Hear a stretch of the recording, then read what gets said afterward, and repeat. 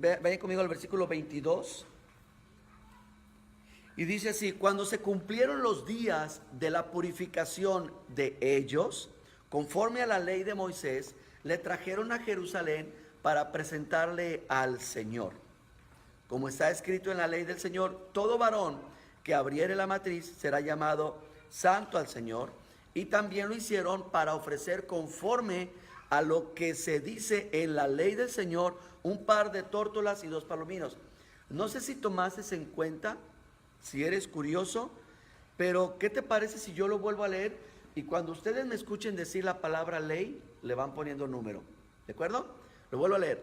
Cuando se cumplieron los días de la purificación de ellos, conforme a la ley de Moisés, le trajeron a Jerusalén para presentarle al Señor, como está escrito en la ley del Señor. Todo varón que abriere matriz será llamado santo al Señor, y también para ofrecer, conforme a lo que le dice la ley del Señor, un par de tórtolas y palominos. ¿Cuántas veces se repitió la palabra ley? 3 veces. En solamente 2 versículos. Aquí nos está haciendo un énfasis, que es lo que veíamos la semana pasada, de que Jesucristo, de que Dios vino a través de Cristo a que fuera cumplida la ley.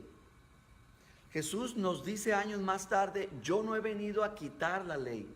Yo por varios años de cristiano, pensé que la ley era para, que ya no existía la ley. Yo dije, no, ya cuáles 10 mandamientos, ni que nada ya.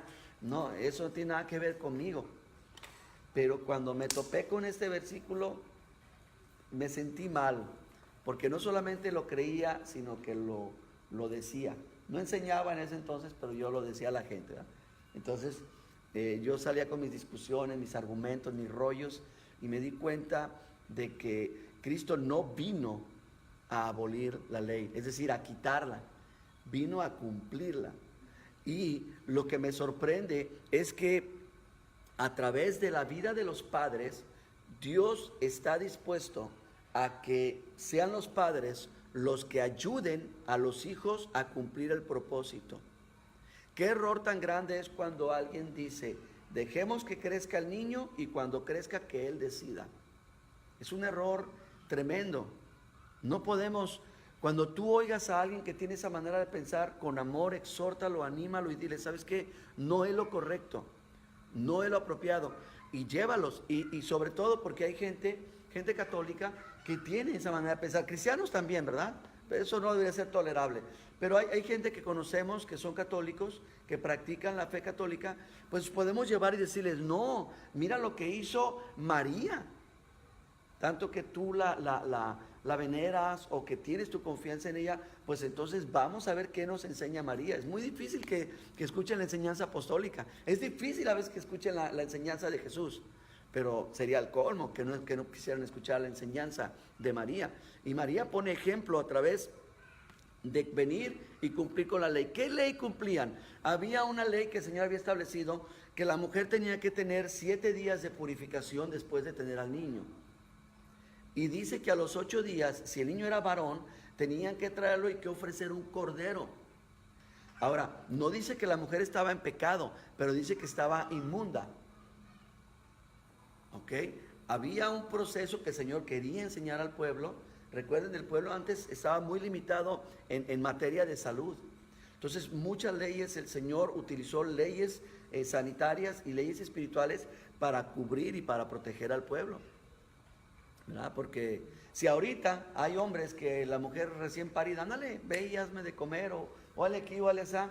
Entonces, la ley les ayudaba a proteger, de que tenían que tener la precaución, tenían que tener el cuidado de que el varón cuidara de la mujer. De hecho, sería muy interesante, vayan a la ley y van a encontrar que a la mujer se le daba, si era niña, se le daban más días de purificación si era hembra. Y a la mujer todavía se le daban más días de reposo, de descanso, para que fuera fortalecida. Pero lo que sí tenían que hacer es que tenían que venir a los 8 días y venir a presentar el sacrificio. Y el Señor decía: si no te alcanza para un corderito, te voy a dar chance, tráete 2 palominos, 2 palomas pequeñas. Entonces era lo que hacían. Y eso fue lo que vinieron a hacer. Vinieron a presentar 2 palomitas para poder entregarlas como ofrenda. y para ofrecerlo conforme a la ley del Señor. Y pueden ver ustedes cómo va insistiendo la Escritura en esta parte, la palabra, la ley. Vámonos al versículo 25. Dice, he aquí había en Jerusalén un hombre llamado Simeón. Este hombre justo y piadoso esperaba la consolación de Israel, y el Espíritu Santo estaba sobre él. Y le había sido revelado por el Espíritu Santo de que no vería la muerte antes de que viese al ungido del Señor. Y esto me gusta, movido por el Espíritu, vino al templo. Movido por el Espíritu. ¿A dónde te va a llevar el Espíritu? Escúchame bien. Hay gente que dice, ¿saben qué? Yo no fui a la iglesia, pero el Señor me habló aquí bien bonito. Y tuvimos el Señor y yo, y el Señor me dijo, quédate y ayuna. Discúlpame, perdóname, no sé de qué Señor hablas, no sé de qué Espíritu hablas. El Espíritu de Dios, dijo Jesucristo, lo vimos el fin de semana, les conviene que me vaya, porque va a venir el Espíritu y les va a convencer y también les va a revelar toda la verdad. Y el Espíritu lo que va a revelar dentro de toda la verdad es que el Señor te quiere en su presencia, que el Señor te quiere a mí y a ti, no solamente delante de Él, sino delante de los hermanos. Por eso, movido por el Espíritu de Dios, lo trajo al templo. Y cuando Él llega al templo, ¡qué sorpresa! Este hombre es un hombre ya grande de edad. Un hombre que ya estaba a punto de morir, por lo que podemos leer. Y miren las palabras de él. Dice que le es entregado el bebé y que él dice, ahora sí puedo morir en paz. ¿Por qué? Porque mis ojos han visto al Salvador. Qué tremendo mensaje de evangelismo hay aquí. Tus ojos han mirado por la fe la salvación de Jesucristo, pueden morir en paz.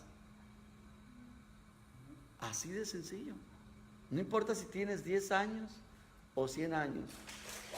Puedes morir en paz. Y él dijo, ahora puedo morir en paz porque mis ojos han visto la salvación, la cual has preparado para todos los pueblos. Bien, vamos a continuar. Ahora, lo interesante es que también tú vas a observar aquí que Dios te va a traer a la iglesia, óílo bien, para dos propósitos: para ser de bendición y para ser bendecido. Lo vuelvo a repetir. Dios quiere que en tu vida se manifieste en la iglesia dos aspectos, porque te voy a decir una cosa: ni siempre vas a ser la víctima, ni siempre debes de ser la persona que está necesitada, pero tampoco eres la Coca-Cola en el desierto, la última Coca-Cola en el desierto. Es decir, tanto tú necesitas ser bendecido, como también Dios te quiere usar para ser de bendición. ¿Qué hizo Simeón? Simeón bendijo al bebé. Los padres fueron en obediencia. Es lo que vimos, que también el Señor te va a traer en obediencia. Escúcheme esto, hermanos. A la iglesia no se viene por sentimientos. La vida que tú llevas al Señor no es por sentimientos. Pablo nos lo dice bien claro. No andamos por vista, andamos por fe. No es correcto que tú digas, hoy no siento ir a la iglesia, hoy no tengo ganas, hoy. Cuando te llega el recibo de tu teléfono, tú no dices, este mes no tengo ganas de pagarlo. No haces eso, ¿verdad? Con todo y que no lo sientas, vas y lo pagas. Entonces, vamos a la iglesia por fe y vamos a la iglesia por obediencia. Y te voy a decir una cosa, lo hemos enseñado. La obediencia te va a llevar a donde tu entendimiento no te lo permita. Por eso es bueno que seamos hombres y mujeres obedientes a Dios, obedientes a su palabra. Es necesario que obedezcamos. Ahorita lo vamos a ver. Vamos rápidamente ahora sí al versículo 36. Lo voy a parafrasear. Dice que estaba también Ana, una profetisa. Pero toma en cuenta esto. Esta mujer dice que había vivido 7 años de matrimonio. Estuvo casada por 7 años, pero que era de una edad muy avanzada. Tenía 84 años de viuda, más 7 años, ¿cuánto es? 91. 91 años. Ahora, estas mujeres se casaban en aquel entonces entre los 13 y los 16, 18 años. Entonces vamos a ponerle una edad mínima, 91 más 13. Esta mujer tenía 104 años de edad. ¿Puedes imaginarte una hermanita de 104 años de edad viniendo? No en carro, no en autobús, no en un raite. Y esta mujer servía, y dice la escritura que Dios la utilizó para dar una palabra. No hay, aquí nos muestra la palabra que no hay fecha de expiración, no hay límite de edad. Alguien me preguntaba otra vez, ¿qué vas a hacer cuando te jubiles? ¿De qué? No, pues cuando te jubiles de la iglesia, no, pues de donde yo vengo no nos jubilamos. Hay iglesias y está bien, que acostumbran, que se jubilan. Ahora no quiere decir que yo voy a estar al frente eternamente. No. Dios levantará gente, Dios pondrá esta carga sobre otras personas y continuarán. Pero uno nunca se puede jubilar, ni del ministerio, ni mucho menos de servir a Dios. Así que mis hermanos, no se cansen de hacer el bien. No podemos.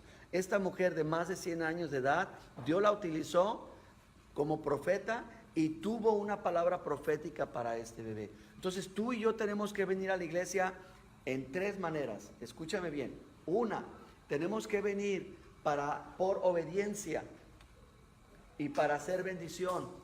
2, tenemos que venir movidos por el Espíritu de Dios y para bendecir. Y 3, tenemos que venir abiertos a lo que Dios va a hablar. No estén esperando los grandes mensajes. No estén esperando las grandes enseñanzas, porque no es lo que el Señor nos ha llamado a nosotros.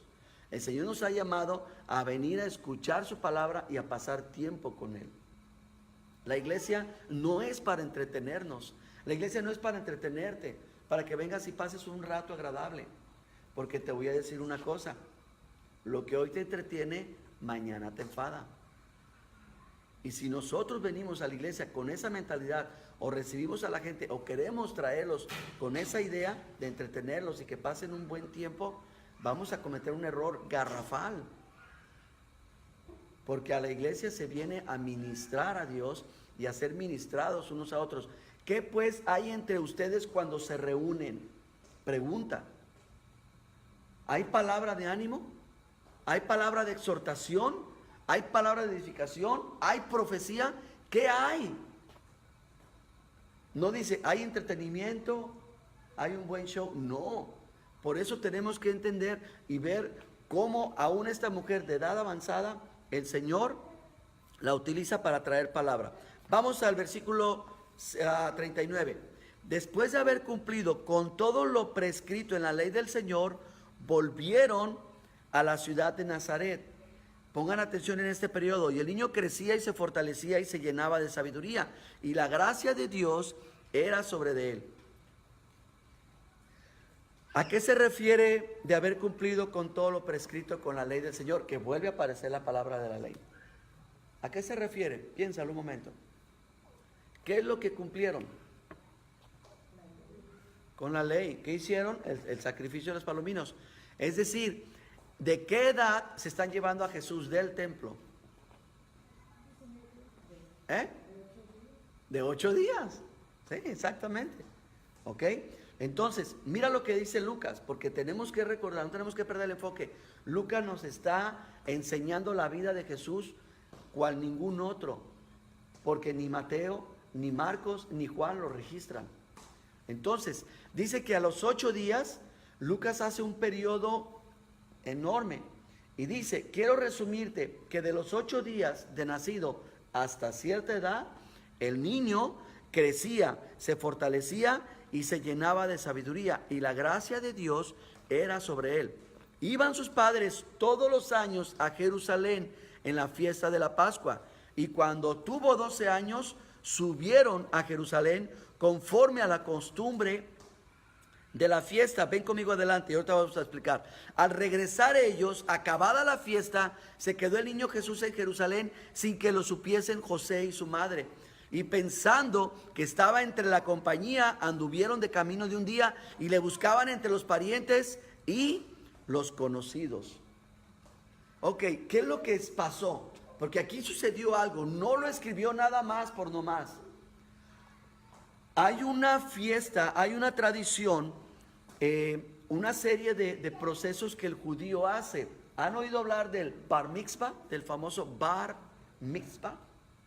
Ok, esta es una fiesta, una celebración judía donde, escúchenme bien, para el judío no existe la adolescencia, para el judío no existe la juventud, para el judío existe la niñez, la inocencia, y después existe una transición donde él deja de convertirse en niño y se convierte en hombre, y a partir de ese momento él es responsable. Bar significa hijo. Y mitzvah significa el mandamiento. Es decir, cuando se celebra el bar mitzvah, se trae al niño y se introduce a que él sea responsable de la palabra de Dios. Es el primer día donde se le da al niño lo que es el Antiguo Testamento, lo que ellos llaman en hebreo el Torah, la Torah, y lo leen públicamente. Es su primera vez donde se le está diciendo al niño, a partir de ahora, a partir de hoy, eres tú responsable. Lo que haríamos nosotros en nuestros días de regalarle su primer Biblia a nuestro hijo. Nosotros se la regalamos cuando saben leer, ¿verdad? Pero es un acto muy especial para ellos.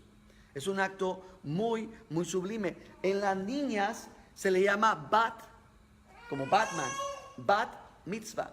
Ellas lo celebran. Ellas también se les celebra. De allí la Iglesia Católica toma eso y convierte en los famosos 15 años. Perdón, sí, la primera comunión, tiene razón. En la primera encuentro que tienen con Dios, la famosa primera comunión. Pero antes de todo esto, hay una celebración que es la celebración de la circuncisión. Por eso dice que Él vino a cumplir con toda ley. O sea, a Jesucristo no se le trajo para presentarlo solamente al templo y para presentar a los palominos, sino que también se le hizo la marca de la circuncisión. Vamos a platicar rápidamente acerca de este asunto de la circuncisión. Miren, en el tiempo de Moisés, Dios pidió que el pueblo fuera marcado de una manera singular. Y todo esto venía desde el tiempo de Abraham. ¿Por qué? Porque el Señor le pidió a Abraham que hiciera una marca, y era tomar del prepucio del miembro del hombre y cortar un exceso de piel. Lo cortaban desde pequeño, y esto era una marca que distinguía al pueblo de Dios, a los escogidos de Dios de todo el mundo. También la Escritura nos revela, después en el Nuevo Testamento, que era un símbolo en el que había un corte de exceso de carne, donde el Señor cortaba nuestra carnalidad. Era un acto profético donde el Señor se comprometía a que a través de Cristo iba a cortar con todo exceso de carne tuya y mía, donde íbamos a estar fuera de la carnalidad, pero que también a la misma vez nos iba a dar identidad. Entonces, el problema fue de que cuando pasa el tiempo en que Moisés saca al pueblo de Egipto, y pasan los años, o empiezan a olvidar la ley. Y una de las cosas que el Señor quiere hacer, escúchame, porque eso es bien importante, antes de introducir al pueblo a la tierra prometida, lo que Dios le quiere dar al pueblo es identidad. Por eso, al circuncidar al niño Jesús, se le está dando su identidad de judío, su identidad de perteneciente a una promesa, de que está cumpliendo con una ley. Volviendo a Josué, Dios le dice, circuncídame a toditos, pequeños y grandes. Entonces ellos tienen que entrar a ese proceso. La circuncisión es un proceso doloroso. Qué bueno que lo hacen de bebé, porque nunca se acuerdan. Pero cuando se lo hacen a un adulto, se pone mal. Y eso nos muestra de que el proceso que Dios va a hacer entre al hombre y a la mujer, al hacer la circuncisión interna, interior, de corazón, duele. Y no es fácil. Pero Jesucristo vino a cumplir con toda la ley, aún de pequeño. Entonces, en el periodo en cuando a Él lo traen sin circuncidar. A Jesús entra al templo sin ser un miembro de Israel, sin ser un judío. Pero cuando sale del templo a los 8 días de edad, sale como un judío. Cambió su identidad. Y nos muestra de que cuando tú y yo venimos a la casa de Dios, nuestra identidad tiene que estar siendo transformada, cambiada. Tú no deberías de salir como tú entras a la iglesia. Deberíamos de salir un poquito más cambiados, un poquito más llenos de fe, un poquito más transformados. Porque eso es lo que el Señor quiere hacer en el templo. Porque ahí es donde el Señor quiere hacer. Ahí el Señor mandó a circuncidar a los bebés en el templo. Y ahí es donde Dios quiere hacer cosas en tu vida y en mi vida. Ir cortando. Bien, llega el momento y se fijan que dijo que el niño crecía en sabiduría, en conocimiento y en otras cosas más. Es decir, a los 5 años de edad, a los niños se les empezaba a dar la palabra. En sus comunidades tenían un rabino y iban ellos a la comunidad y el rabino les iba enseñando. Y como yo ya les iba a mostrar, ya les he comentado anteriormente, lo voy a leer rápidamente el 40. Crecía y se fortalecía y se llenaba de sabiduría y la gracia de Dios era sobre él. Quiero que entiendan esto. Cristo no nació con toda la sabiduría de Dios. Cristo no nació con todo el conocimiento de Dios. Porque uno dice, no, pues qué fácil. Pues Jesús era el Hijo de Dios, era Dios. Él todo lo sabía, Él todo lo podía. No. Jesucristo fue 100% hombre. Y Él tuvo que pasar ese proceso que tú y yo estamos pasando en esta noche. El conocer, el volver a estudiar. A lo mejor lo que tú estás escuchando, tú ya lo has oído 100 veces, no importa. Es algo que tú y yo tenemos que aprender, que recibir y sobre todo, que creer. Jesucristo crecía y dice que se llenaba de sabiduría. Ven conmigo rápidamente a Isaías capítulo 7, versículo 14. Isaías 7:14. Mira lo que dice la palabra. Dice, por tanto, el Señor mismo les dará señal. Fíjense cuál es la señal que dará. He aquí que la Virgen concebirá y dará a luz un hijo y llamarás su nombre Emmanuel. ¿Cuántos habían escuchado este texto antes? ¿Sí? ¿Sí lo habían oído, lo habían leído? Ok, les pregunto, ¿habían seguido leyendo? No. Ok, ¿qué les parece entonces si lo hacemos? Vamos a leer el siguiente texto. Miren lo que dice, hablando de Emmanuel. Comerá mantequilla y miel hasta que sepa desechar lo malo y escoger lo bueno. ¿Qué quiere decir esto? Quiere decir que Jesucristo mismo tuvo también que reconocer el bien y el mal. Él tuvo que tener un encuentro y poder distinguir qué es lo que proviene de Dios, qué es lo que no proviene de Dios, qué es lo que le edifica, qué es lo que no le edifica, qué es lo que es aceptable y qué es lo que no es aceptable de Dios. Él tuvo que aprender a decidir, hacer lo bueno o hacer lo malo. Dice, hasta que él aprenda a decidir. Entonces, en ese texto bíblico cae aquí en el versículo 40, donde dice que el niño crecía y se fortalecía y se llenaba de sabiduría. Y la gracia de Dios estaba sobre él. En el versículo 41 dice que cuando tuvo 12 años, subieron a Jerusalén conforme a la costumbre de la fiesta. ¿Cuál fiesta? La de la Pascua. Quiero que se ubiquen. Está en la fiesta de la Pascua, por ahí entre el mes de marzo y abril. Ellos van a la Pascua. Ahora, cuando los niños recibían su mayoría de edad, se convertían en adultos, estos entraban al templo y les daban a leer el libro.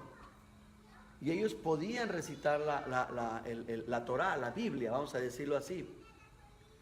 Pero también había algo muy interesante. Algunos niños eran seleccionados por lo que antes se le llamaban rabinos o el rabí, que en este caso los fariseos se habían atribuido eso. Entonces, dentro de las fiestas, y pónganme atención en esto porque esto nos va a ayudar un poquito más adelante. Yo espero en el Señor que esto no lo dejen pasar y que lo puedan recordar. Dentro de las fiestas y también aún en ciertos días, los rabinos podían escoger de entre el pueblo. Ellos eran a los que escogían al estudiante. Tú ahorita, nuestros hijos dicen, bueno, ya voy a ir al college, voy a la universidad. ¿A qué universidad voy a ir, verdad? Y las universidades te mandan sus ofertas, sus propuestas, y tú puedes escoger o puedes aplicar. Si es así, ¿no? ¿Cómo funciona? Anteriormente no era así. Anteriormente era el maestro el que te escogía a ti. El maestro decía, ok, yo quiero que Marina, a partir de ahora vas a ser mi discípulo. Y habían ocasiones en que el discípulo, si vivían en otra ciudad o lo que fuera, el discípulo se venía a vivir con el maestro. Y se convertía en lo que realmente es un discípulo. Imaginen que en esta ocasión, o sea, imaginen que esto fuera todavía de esta manera, que al niño o que a ustedes les dijera, van a ser mis discípulos y me los tengo que llevar a la casa. Órale, ¿verdad? Como que estaría medio complicado. Entonces, dice la escritura que cuando pasó la fiesta se regresaron, iban camino de un día, pensaron que venía entre la familia y lo empiezan a buscar y no lo encuentran. Entonces, caminaron un día, se tuvieron que regresar, invirtieron 2 días. ¿Estamos de acuerdo? Pero Jesús estaba perdido por 3 días. Y cuando lo encontraron, imagínense la angustia. Un hijo perdido por 3 días. Está medio feo. Ahora, no era que era un grupito, eran miles de judíos que venían de Egipto, de Arabia, de Asia, de Europa. Eran miles y miles de judíos los que se concentraban. Y tardaron un día en poder encontrarlo, ya estando ahí. Y ustedes conocen la historia, dice la escritura que lo encontraron a él. ¿Con quién? Vamos a leerlo. Vean conmigo al 42. Cuando tuvo 12 años subieron a Jerusalén conforme a la costumbre de la fiesta. Al regresar ellos, acabada la fiesta, se quedó el niño Jesús en Jerusalén, sin que lo supieran José y su madre. Y pensando que estaba entre la compañía, anduvieron camino de un día, lo buscaron entre los parientes y los conocidos, pero como no lo encontraron, tuvieron que regresar a Jerusalén. Y aconteció que 3 días después lo hallaron en el templo, sentado en medio de los doctores de la ley, pero escuchen lo que estaba pasando, oyéndoles y preguntándoles.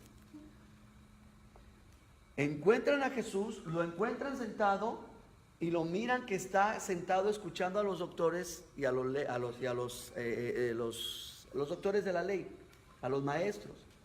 Ellos pensarían, híjole, se nos va a quedar. Si alguno de estos doctores lo escoge como su discípulo, se va a quedar con él. Entonces ellos asustados vienen a él, dice en versículo 47, y todos los que le oían, porque Jesús también les preguntaba, no solamente lo escuchaba, se maravillaban de su inteligencia y también de sus respuestas. Los doctores de la ley le hacían un examen a los muchachos. Ahora, lamentablemente el corazón del hombre no cambia. Así como ahorita el hombre es convenenciero, así como el corazón del hombre es oportunista, también en aquel entonces. Entonces los fariseos buscaban a los hijos de los ricos, de los influyentes, de los poderosos, y de los más pobrecitos eso no les interesaba. Entonces obviamente ellos siempre escogían a lo mejorcito, pero en este caso los doctores estaban maravillados porque Jesucristo no solamente los escuchaba, sino que también le hacían preguntas. Y obviamente para ese proceso, supongamos que yo quería escoger a Gerardo. Se supone que yo le hacía un examen, porque Gerardo, desde los 5 años hasta los 12 años, él tenía que conocer de la palabra.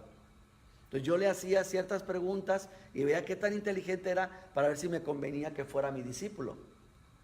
¿Sí me explico? Pero en este caso ellos estaban maravillados por las respuestas que Jesús les daba. En el 48 dice, cuando lo vieron, se sorprendieron y su madre le dijo, hijo, ¿por qué nos has hecho esto? He aquí tu padre y yo te hemos buscado con angustia. Entonces Jesús le responde, ¿por qué me buscan? ¿No saben que en los negocios de mi padre me es necesario estar? Es una respuesta muy fuerte, porque Jesucristo, obviamente, él ya sabía, para esa edad, él ya sabía que José no era su padre carnal. Él ya lo sabía. A él se le fue revelando y él fue entendiendo que él era hijo de Dios conforme se le enseñaba la Escritura. Es importante, y ese es uno de los puntos en los que necesitamos nosotros empezar a caer y a concluir. Es muy importante de que nosotros entendamos que la Escritura nos va a revelar identidad. Tenemos que aprender identidad cada vez más y mantenernos en identidad. La Escritura nos va a revelar que el amor que nos ha tenido Dios a nosotros ha sido suficiente para que tú y yo seamos hechos hijos de Dios. Ahora tú ya no eres hijo de no sé quién. Ahora tú ya no eres el olvidado, el abandonado, el hijo del divorciado. Ahora tú y yo somos hijos de Dios. Amén. Y escúchame bien, si realmente tú eres un hijo de Dios, ¿en dónde tienes que estar? La respuesta está en las palabras de Jesús. Léanlo, por favor. ¿En dónde? Un hijo de Dios tiene que estar en los asuntos de su Padre. No tenemos que andar en asuntos de chismes, no tenemos que andar en asuntos de faldas, no tenemos que andar en asuntos de demandas, no tenemos que andar en eso.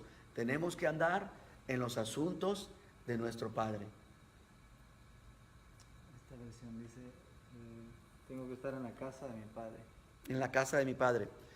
Obviamente viene de lo mismo, pero sí, la que está más apegada, si a los asuntos puedes checar otras más por ahí, y van a encontrar que es en los negocios, que es en donde mi Padre me requiere que esté. Jesucristo, escúchenlo bien, legalmente tenía la capacidad, 1, de haberse quedado en el templo y ser independiente. 2, de haber escogido un rabino, un maestro.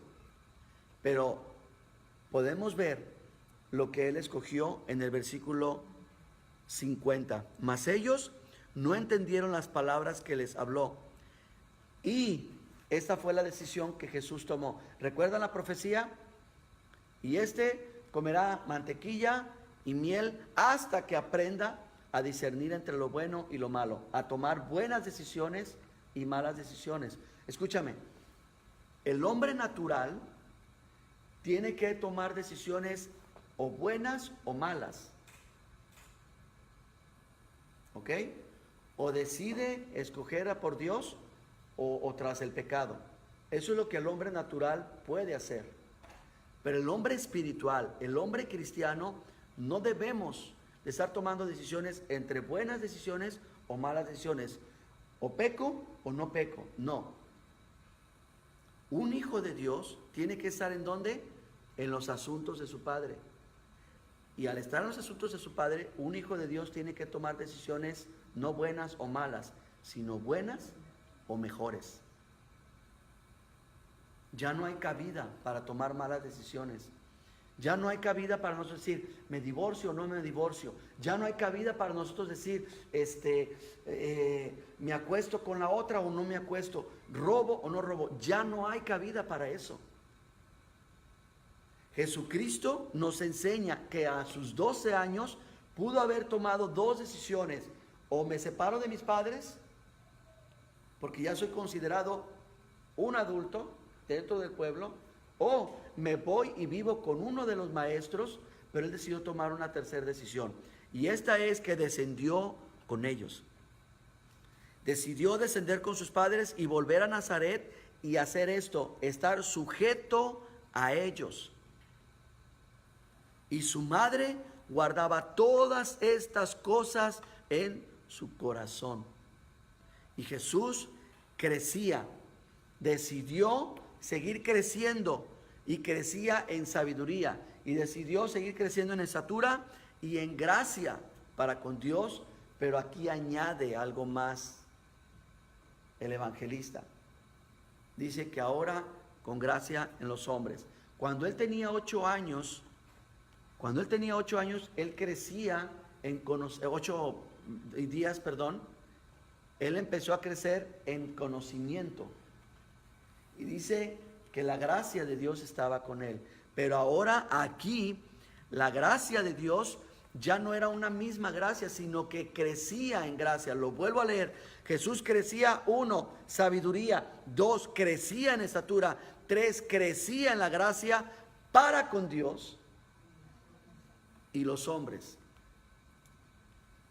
Él decidió esto. Tú y yo, mis hermanos, no podemos estar decidiendo entre lo bueno y lo malo. Ahora tenemos que escoger entre lo bueno y lo mejor. Él decidió someterse a las autoridades. Son autoridades que Dios puso. A pesar de que José no era su padre físico, biológico, decidió someterse a él.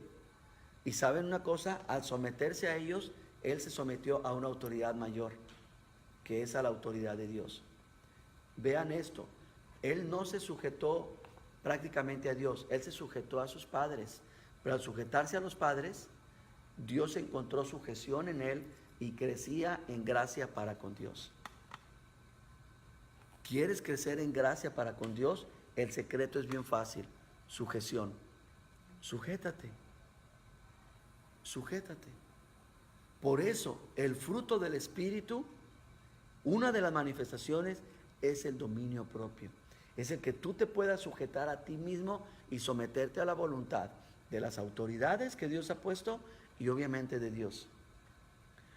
Yo les he explicado esto a ustedes, pero se los vuelvo a repetir. La autoridad comienza, el liderazgo comienza cuando el acuerdo termina. Yo les he hablado a algunos por teléfono, ¿y qué pasa? No lo veo, o no esto, no lo otro. Y yo veo cómo ya no, se acabó. No, es que pasó esto, es que esto, lo otro. Y ya no. Y yo digo, bueno, aquí es donde se ve la autoridad. Yo estoy consciente que van a haber mucha gente que van a llegar a decir, no, usted es mi pastor, o tú eres mi pastor, usted es mi pastor, usted es mi pastor. Y me lo pueden decir 100 veces. Pero eso no es con lo que digo, es con lo que lo expongo y lo manifiesto. Ahí es donde se va a ver. Cuando el acuerdo termine, es donde el liderazgo comienza. Y Jesucristo estaba en desacuerdo. Él le dijo, no saben que tengo que estar en el asunto de mi papá, pero él decidió ser obediente. Y su obediencia lo llevó aún donde su mismo entendimiento no podía, porque tenía y se maravillaban. Ya los escribas se maravillaban de su sabiduría, de su conocimiento, pero aún así la Biblia nos revela que su conocimiento todavía creció más. ¿Por qué? Porque decidió obedecer, decidió sujetarse. Decidamos sujetarnos. La Biblia nos dice que nos sujetemos unos a otros, que nos sometamos unos a los otros en el amor, en el temor de Dios. Cuando tú te sujetas a la autoridad del pastor, Dios te bendice. Cuando tú te sujetas a la autoridad de tu esposo, a la autoridad de tu jefe, a las autoridades civiles, a las autoridades espirituales, morales, estamos sujetándonos a Dios. Y Dios extiende el favor y extiende el conocimiento. Señor, no voy a dejar que me hagas nada. Te lo voy a hacer, Pedro, porque lo que yo hago tú no lo entiendes ahora, pero lo entenderás después. Amén. Por eso es importante que aprendamos a sujetarnos. Nosotros, al igual que Jesús, hermanos, y yo quiero que ustedes lo vean, yo quiero que ustedes vean cada reunión, cada tiempo de iglesia, que ustedes lo vean como un tiempo de aprendizaje. No es un tiempo perdido. Es un tiempo que, número uno, Dios lo está tomando en cuenta, Dios te lo va a recompensar y Dios lo va a ver.